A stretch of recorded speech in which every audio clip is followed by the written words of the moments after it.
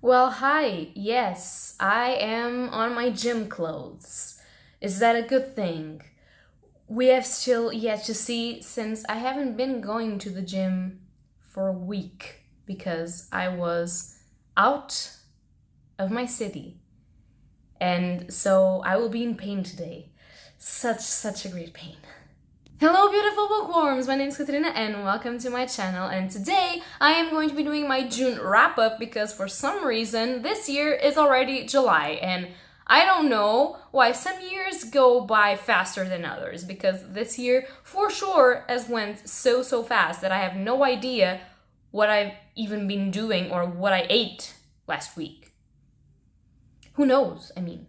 So we are now in the summer months, and summer months for me are great because you can read a lot, you can do readathons, you can go read to the beach, you can go read to wherever the fuck you want. There's light to read most of the times because here in Portugal we still have rain. But apart from that, it is the month where my reading tastes start to get a little bit weird. Normally, as you know, I read a lot of fantasy, but in the summer months I started reading some other stuff. Mainly horror or thrillers or middle grades or historical fiction, which is very strange, but it happens in the summer. And this is to say that today for this wrap-up we only have 2 books. I'm only read 2 books in the entirety of the month of June, and you're going to say, what? How dare you to only read 2 books? It is true, but if you count the fact that those 2 books each have 1,300 and something pages each. I have read a lot, I think. So getting into the books that I actually read in June, so this is a great intro, I have read first and foremost Outlander, The Fiery Cross by Diana Gabaldon. So this beast of a book is the 5th novel in the Outlander series, and for those of you who don't know, Outlander is a very popular series that actually has a TV show adaptation going to the 5th season. Hence why I read the 5th book, because each season adapts a book as good or as not as good as the book. That is another discussion all entirely, but normally, if you know me, I am not a person of reading an entire romance-based and sort of contemporary-ish book. However, Outlander, I really wanted to read it this month. Partially because I already have the 6th volume to read, and the 7th volume is going to come out in 2 parts this year in Portugal, so I'm a little bit behind. Second of all, because the 5th season is coming out for a TV show, and I love to know what I'm going to watch, so I read the book first. You know, I cannot really watch a TV show and then read the book because I feel like I know all of the plot points, but for some reason, to read the book first and then watch it translated to TV show is amazing for me. For some stupid reason, I just love how they translate plot points. I don't know why. Don't come at me. I have no idea. So I wanted to read... Okay, I'm getting tired. Okay.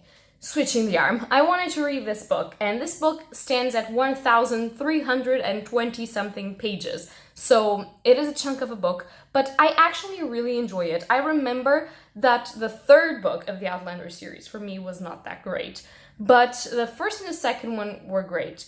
The 4th was nice, and then this one I really enjoyed it, so I cannot wait to read the 6th because I have a feeling that shit is going to go down as per usual in Outlander. So if you don't know, this is basically the story of Claire, and she kind of goes back in time through some stones, and she was from the year 1945 or something like that, and she ends up in 1770 something or 40 something, I'm not so sure, but hence she meets a beautiful Scotsman and romance ensues, and she's from another time and war and savagery, and right now, sort of spoilerish for the entire series if you haven't seen it, but right now they're in America, they're colonizing in America, and I really enjoy the historical fiction part of these novels. Obviously, there's a lot of romance, it's a romance-based, sort of family-based, contemporary-based story, but I really enjoy the parts where it actually educates you on what happened in those places, in those times. So that's all that I have to say about this one. Let's get to the next and last book that I read this month, which is also a chunk of a book, and it was amazing. Before that, I really wanted to say, if you haven't noticed, I really enjoy The Fiery Cross. I cannot wait for the sixth one, which is A Breath of Snow and Ashes, I believe. Not sure. But yeah, when I read that, I will tell you. But if you do not like romance-based stories, maybe if you like historical fiction, this could be for you. But I have a feeling that you're not going to like it. I have a very guilty pleasure-y relationship with these books in which I like them, but at the same time I don't, but at the same time I do. And I really want to read them, but then I take a long time reading them. It's very strange. I'm not going to talk about it anymore. Let's get to the next one. The next book that I read this month of June that passed is probably no surprise for some of you, because I have commented in someone's videos, in some of my YouTube friends' videos, that I was going to read this and I was hoping to read it this month. And I did, and I read it in shortly a week or something like that. And that is It by Stephen King. And I am reading this because I'm preparing for the second part of the It movie that is going to come out in September, and I am so beyond excited because James McAvoy is going to play Bill Denver, which is basically the main sort of character in this sort of book. Sort of. You know, there's a lot of sort ofs in our lives. Okay, so if you don't know what It is, it's basically one of Stephen King's masterpieces. Pretty much everyone knows about it, and it's basically about this town called Derry that stays in Maine, and about some kids that start disappearing. This crosses over between the summer of 1958 and the summer of 1985, I believe. 85, yeah. I just read this and I don't know the dates already. I'm great, I'm amazing, just sue me. So with this book, you can see he's very mistreated because he has 1,370 pages, and I could not read it without breaking the spine, which was really sad because this is a beast of a book. But this is not the edition that I wanted to own, so maybe someday I will buy a hardcover that is beautiful and I can stop punishing myself for ruining this book, which is a thing that you know that I don't do. But apart from that, basically, this begins in the summer of 1958, and some kids start disappearing, and you notice that there's something weirdly looking like a clown, but not exactly a clown, that is actually kidnapping and eating them. And these 7 kids band together to actually defeat it, and years later, when they are adults, they come back to put an end to it once and for all. And this was so enthralling. This was so great. I really love Stephen King's writing style. I always have, but it was something completely different of all of the books that I read from him. Granted, I have not read a lot of Stephen King. I read The Shining, I read Dr. Sleep, and I read Misery, and I don't believe that I've read more. No, I haven't. But I still have another one here to read, and this was completely different. It was as great as the other ones, but it was very spooky. It made me cry in parts, but not because I was spooked, because of the power of friendship. You know, I always say this when I watch animation or when I watch great movies. The power of friendship is a thing that people think that is stupid and that it's not supposed to be emotional, but in this book it fucking is. And it was just, there's this part at the end of this where I was like, why are you doing this to me? And I cried in a Stephen King book, and it was not because I was afraid of it.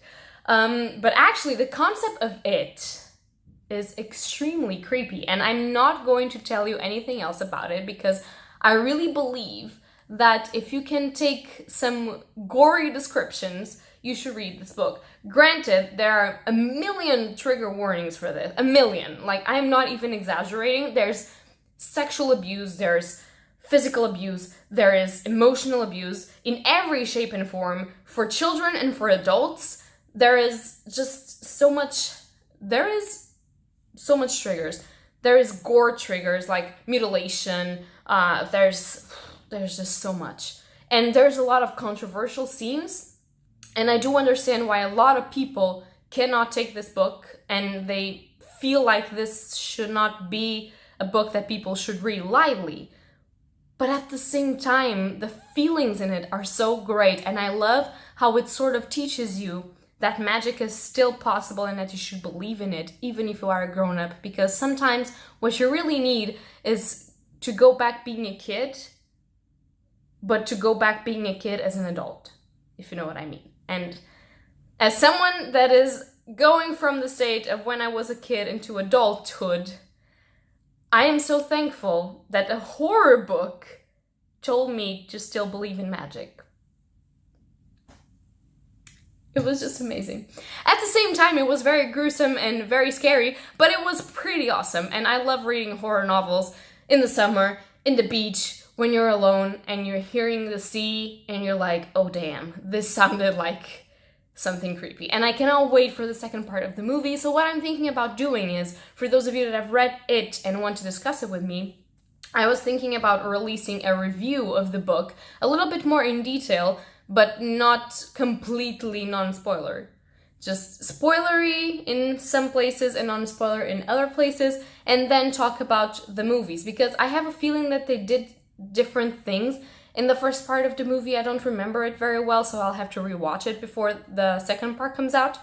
But I would have a feeling that they were not 7, or if they were, I cannot remember the characters, which is not great. So I'm gonna see it and I'm going to review it and talk about it. One thing that I really wanted to add is that recently I found out that pretty much all of Stephen King's books are in the same universe, which I had no freaking idea.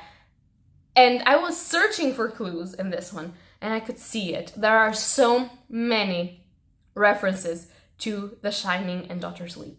So many. Also, I could catch some references to Mr. Mercedes, which I haven't read, but I know the plot points, not the plot points, but you know, what it is supposed to be about, so I caught it. And Shawshank Redemption as well.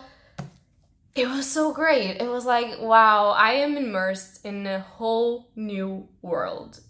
And it was amazing, and I loved it. So yeah, next time that I see a red balloon, I'm going to be scared for my life. But it was amazing. And the concepts, the magic, the way that pretty much all of this shit is metaphorical. Like, you're reading this and you're thinking of a literal horror movie. But then you start thinking, no, this is a metaphor. This is something to think about. This is not to be taken completely literal. And that's what's amazed me about Stephen King's It. I loved it. I loved it. I cannot tell you anything else. I loved it. Go read this. If you like horror and you haven't read this, I will throw this at your face. Go read this. If you don't like horror, but you want to try, be advised, this is like top grade shit.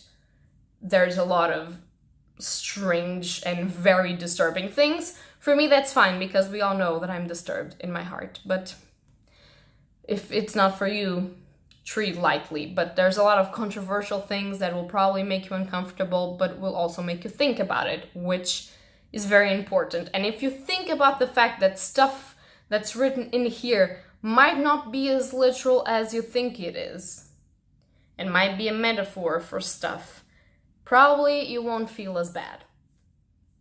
That's my advice. So yeah, those are all the books that I read in June. I'm sorry that I only have 2 books to show you, but they were really big chunks and I couldn't read anything else. So that's going to be all for this video. I am back. I am actually doing the Book Junkie trials right now. Sadly, there won't be vlogs for that, but I will try and update you on my progress and actually make a July wrap-up with all of the books that I read. So wish me luck and tell me guys what you read in June, if you've read these books, if you enjoyed them, if not, whatever you want, just talk to me down in the comments. And that's all for today's video. If you like it, leave a like or subscribe, and happy readings to you all. Go read it.